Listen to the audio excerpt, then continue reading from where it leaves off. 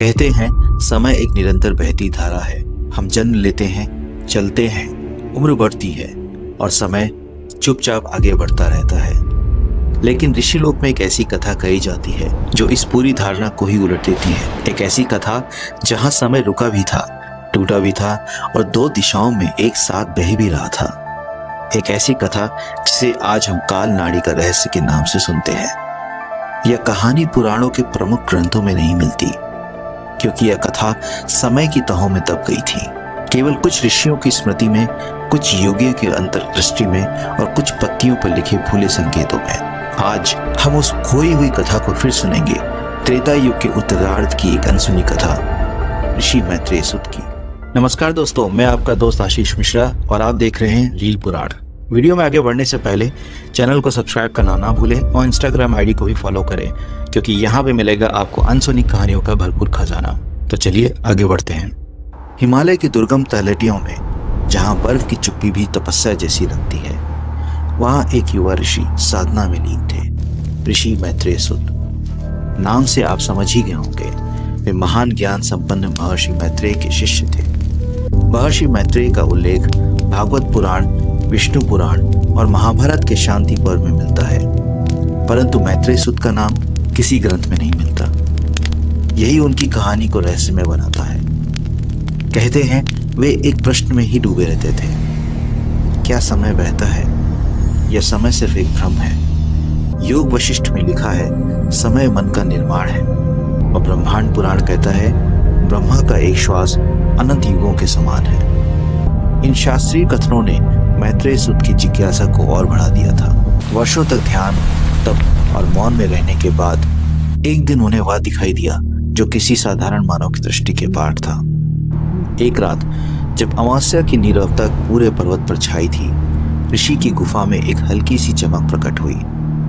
धीरे धीरे वह चमक बढ़ी और एक चांदी जैसी महीन रेखा बन गई, दीवारों को चीरती हुई, आकाश की नसों की तरह स्पंदित होती हुई। ऋषि स्तब्ध थे। यह प्रकाश अग्नि नहीं था, या तेज सूर्य का भी नहीं था, या कोई दिव्य शस्त्र भी नहीं था। यह था काल का प्रवाह। उन्होंने इसे नाम दिया काल नाड़ी, टाइम्स वेन। जब उन्होंने इसे स्पर्श किया, उनका स्पर्श वही था, पर उनकी चेतना दिशाओं में बिखर गई। उन्होंने अनेक लोक देखे। कहीं रामायण अलग तरह से घट रही थी, कहीं महाभारत में कौरव विजयी थे, कहीं मनुष्य ऐसे मंत्र हासिल कर चुके थे जो कर्म को ही समाप्त कर देते। ऐसा लगा हर निर्णय एक नया ब्रह्मांड बना देता है। यह वही सिद्धांत है जिसे योग वशिष्ठ में अनंत मानस सृष्टि कहा गया है। मैत्रेय सुत समझ गए। वे कुछ ऐसा देख रहे थे जो साधारण योग सिद्धियों से भी परे है। उनका शरीर स्थिर था, पर मन समय की लहरों पर तैर रहा था। कई दिनों तक ऋषि इस काल नाड़ी को देखते रहे। कभी यह शांत रहती, कभी गहरे समुद्र की लहरों की तरह कांपती, कभी मानो किसी को पुकारती हुई प्रतीत होती। लेकिन एक रात सब कुछ बदल गया। गुफा में काल नाड़ी तीव्रता से स्पंदित होने लगी। हवा भारी हो गई। दीपक की लौ उल्टी दिशा में नाचने लगी, जैसे समय उल्टा बह रहा हो। और तभी एक आवाज गूंजी, गहरी, गंभीर, मानव शताब्दियों का बोझ उठाए हुए। सावधान ऋषि मैत्रेय सुत, जो आने वाला है उसे तुम भी नहीं समझ पाओगे। पर भयावह बात यह थी, वह आवाज उनकी अपनी ही थी। ऋषि के रोंगटे खड़े हो गए। क्या समय ने स्वयं उनसे बात की, या यह किसी भविष्य स्वरूप का संदेश था? और इससे पहले कि वो समझ पाते, काल नाड़ी फट गई। प्रकाश का एक द्वार खुला और उसमें से एक आकृति बाहर आई। वह आकृति थी एक वयोवृद्ध ऋषि की, पर उनका चेहरा, उनकी आंखें, उनकी आभा, सब कुछ मैत्रेय सुत जैसा था। वो स्वयं थे, लेकिन भविष्य से। गुफा में खड़े उस वृद्ध ऋषि को देखकर मैत्रेय सुत स्तब्ध हुए। वह आकृति कांप नहीं रही थी, पर उसके आसपास की हवा अजीब तरह से मुड़ रही थी, जैसे समय उसकी उपस्थिति को झेल नहीं पा रहा हो। वयोवृद्ध ऋषि ने धीरे से आंखें खोली। आंखें जो साधारण आंखें नहीं थी, उनमें ऐसा गहरापन था जैसे किसी ने अनगिनत युगों को देख लिया हो और उनके पार भी कुछ देख लिया हो। उन्होंने कहा, मैं तुम ही हूं। उस भविष्य से जहां ब्रह्मांड टूट रहा है। मैत्रेय सुत के भीतर सन्नाटा छा गया। क्या समय ने स्वयं एक रूप को आगे भेज दिया था, या यह उनके भविष्य का रूप था? जो अतीत को चेतावनी देने आया था, भविष्य रूप ने कहा, तुम जो काल नाड़ी देखने लगे हो, यह केवल समय का प्रवाह नहीं है, यह ब्रह्मांडों की शिरा है। अनंत कोटि ब्रह्मांडों में बहती हुई ऊर्जा का संगम है, जहां हर निर्णय, हर विचार एक नई सृष्टि को जन्म देता है। उन्होंने आगे कहा, कई ब्रह्मांडों में तुम्हारा जन्म ही नहीं हुआ, कई में तुम तपस्वी नहीं बने, कई में तुमने काल नाड़ी को अनदेखा कर दिया, पर एक ब्रह्मांड, एक लोक ऐसा भी बना है जहां तुम्हारी एक भूल समग्र ब्रह्मांडों के अंत का कारण बन गई। मैत्रेय सुत कांप उठे। उनके मन में केवल एक प्रश्न था, कौन सी भूल? पर उत्तर उन्हें तुरंत नहीं मिला। भविष्य ऋषि ने अपना हाथ उठाया। गुफा का अंधेरा नीली आभा से भर गया।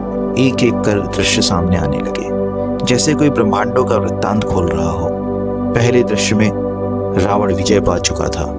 लंकापति ने समस्त आर्यावर्त को जीत लिया था। धरती भय से कांप रही थी। दूसरे दृश्य में कृष्ण ने कभी विश्व रूप धारण ही नहीं किया। अर्जुन का संशय कभी दूर नहीं हुआ। कुरुक्षेत्र में धर्म की विजय नहीं हुई। तीसरे दृश्य में मानव अत्याधुनिक तप साधनाएं सीख चुके थे। उन्होंने ऐसे यंत्र बनाए थे जो कर्म को ही मिटा देते थे। कर्म फल से मुक्ति नहीं, बल्कि कर्म का विनाश। यह दृश्य देखकर मैत्रेय सुत भयभीत हो उठे, क्योंकि यह सृष्टि के नियमों के विरुद्ध था। चौथे दृश्य में एक ब्रह्मांड बिल्कुल अंधकार में डूबा था। तारे गिर रहे थे, देवलोक बिखर रहे थे और समय उल्टी दिशा में बह रहा था। भविष्य रूप बोले, यह वही ब्रह्मांड है जहां काल नाड़ी टूट चुकी है। मैत्रेय सुत ने पूछा, लेकिन इसका मुझसे क्या संबंध? एक ऋषि होने के नाते मैं क्या कर सकता हूं? भविष्य रूप ने उत्तर दिया, हर सृष्टि का हर पदार्थ अन्य सृष्टियों को प्रभावित करता है। तुम्हारी एक क्रिया, एक निर्णय, एक विचार अनगिनत लोगों को प्रभाव डाल सकता है। उन्होंने फिर कहा, समस्या तुमसे ही शुरू हुई है और समाधान भी तुमसे ही निकलेगा। भविष्य ऋषि की आवाज भारी हो गई, मानो वह ब्रह्मांडों का बोझ ढो रहे हो। उन्होंने बताया, किसी एक ब्रह्मांड में एक सूक्ष्म सी घटना ने काल नाड़ी में दरार पैदा कर दी। पहले उस ब्रह्मांड का समय बिगड़ा और फिर पास का ब्रह्मांड असंतुलित हुआ। फिर उससे अगला, जैसे एक मकड़ी के जाल का एक धागा टूटा हो और पूरी संरचना थरथरा उठी हो। देवताओं ने मिलकर इसे रोकने का प्रयास किया, इंद्र, वरुण, अग्नि, यम सभी, पर समय की दरार को देवता भी नहीं भर सके। तब नारद ने कहा, समाधान एक ऋषि के हाथ में है। देवताओं ने दृष्टि लगाई और पाया कि वह ऋषि मैत्रेय सुत ही हैं। मैत्रेय सुत स्तब्ध रह गए। उन्होंने पूछा, मैं ऐसा क्या कर सकता हूं जो देवता भी नहीं कर सकते? भविष्य रूप ने उत्तर दिया, समय को स्थिर करना वह केवल वही कर सकता है जो समय से परे खड़ा हो सके, और तुम वह क्षमता अर्जित करने वाले हो। मैत्रेय सुत के मन में भय, विस्मय और संशय सब एक साथ उमड़ पड़े। लेकिन समाधान क्या है? भविष्य रूप शांत हो गए। उन्होंने सिर झुकाते हुए कहा, मैं समाधान नहीं बता सकता, वरना समय रेखा टूट जाएगी।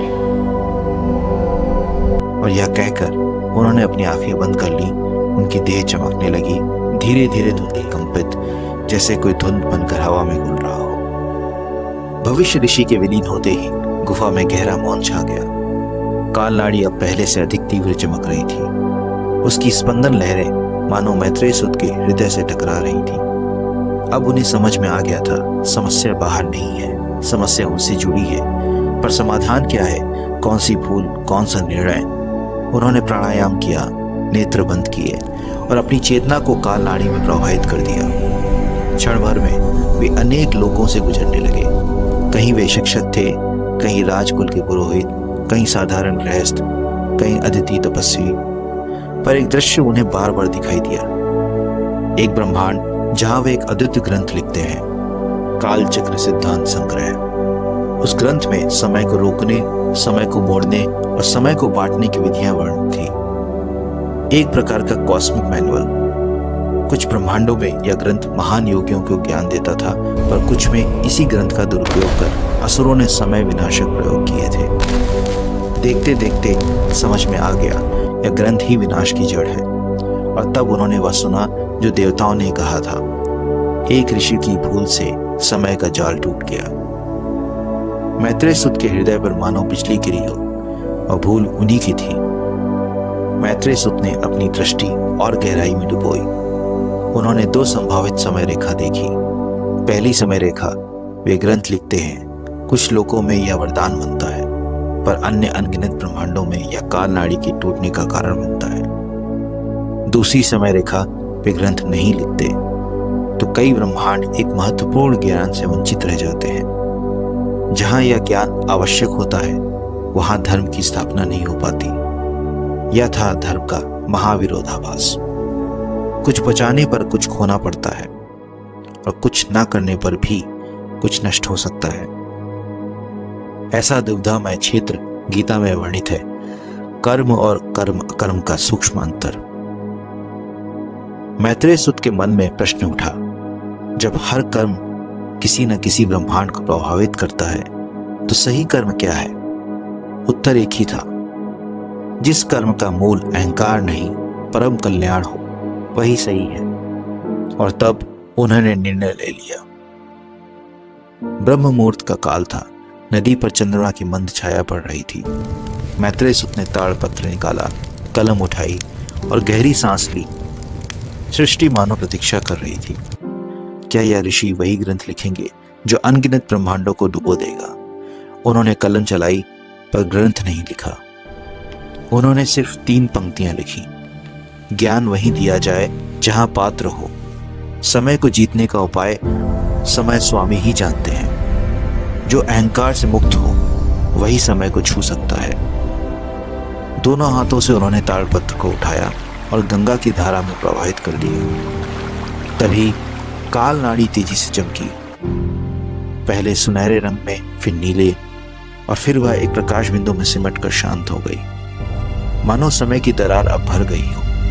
तभी हवा में एक स्पर्श हुआ। भविष्य ऋषि का स्वर उभरा। तुमने वह निर्णय लिया जो अनगिनत ब्रह्मांडों में तुम्हारे किसी भी रूप ने नहीं लिया था। इसलिए ब्रह्मांड और इसके समान अनगिनत ब्रह्मांड बचे रहेंगे।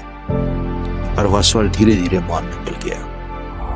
कथा यही समाप्त नहीं होती, क्योंकि यह केवल एक ऋषि की कथा नहीं है, यह हमारे जीवन की भी कथा है। हम सब हर दिन छोटे छोटे निर्णय लेते हैं, और शायद वे निर्णय किसी अदृश्य ब्रह्मांड में किसी अदृश्य घटना को बदल देते हैं।